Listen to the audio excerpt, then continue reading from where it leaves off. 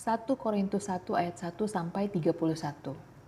Dari Paulus yang oleh kehendak Allah dipanggil menjadi rasul Kristus Yesus dan dari Sostenes saudara kita.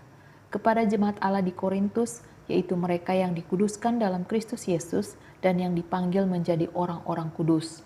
Dengan semua orang di segala tempat yang berseru kepada nama Tuhan kita Yesus Kristus, yaitu Tuhan mereka dan Tuhan kita. Kasih karunia dan damai sejahtera dari Allah Bapa kita dan dari Tuhan Yesus Kristus menyertai kamu.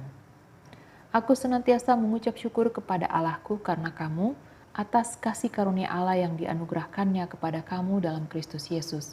Sebab di dalam Dia kamu telah menjadi kaya dalam segala hal, dalam segala macam perkataan dan segala macam pengetahuan sesuai dengan kesaksian tentang Kristus yang telah diteguhkan di antara kamu.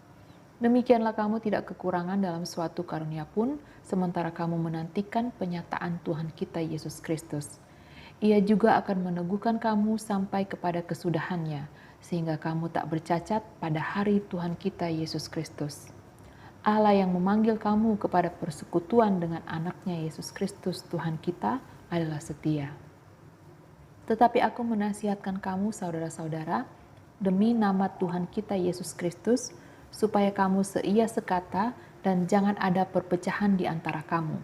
Tetapi sebaliknya supaya kamu erat bersatu dan sehati sepikir. Sebab saudara-saudaraku, aku telah diberitahukan oleh orang-orang dari keluarga Chloe tentang kamu, bahwa ada perselisihan di antara kamu.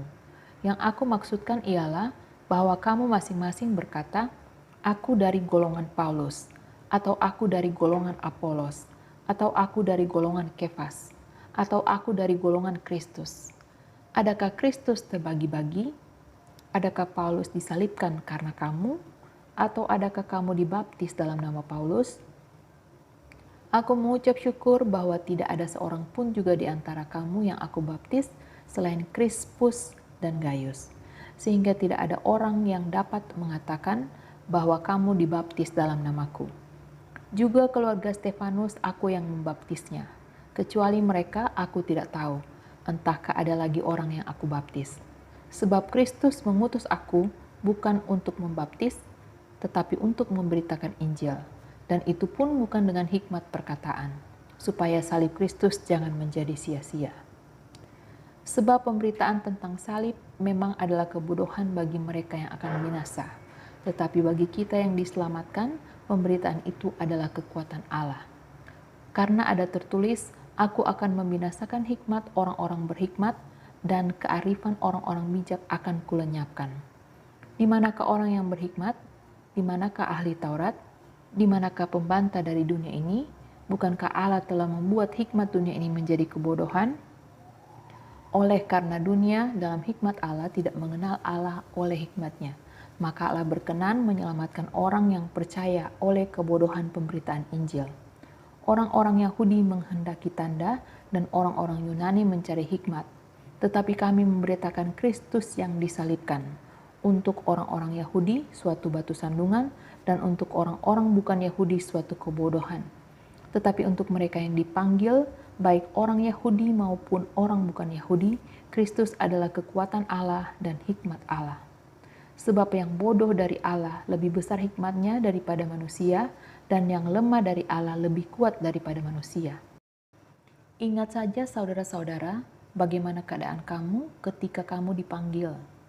Menurut ukuran manusia, tidak banyak orang yang bijak, tidak banyak orang yang berpengaruh, tidak banyak orang yang terpandang. Tetapi apa yang bodoh bagi dunia, dipilih Allah untuk memalukan orang-orang yang berhikmat. Dan apa yang lemah bagi dunia, dipilih Allah untuk memalukan apa yang kuat. Dan apa yang tidak terpandang dan yang hina bagi dunia, dipilih Allah.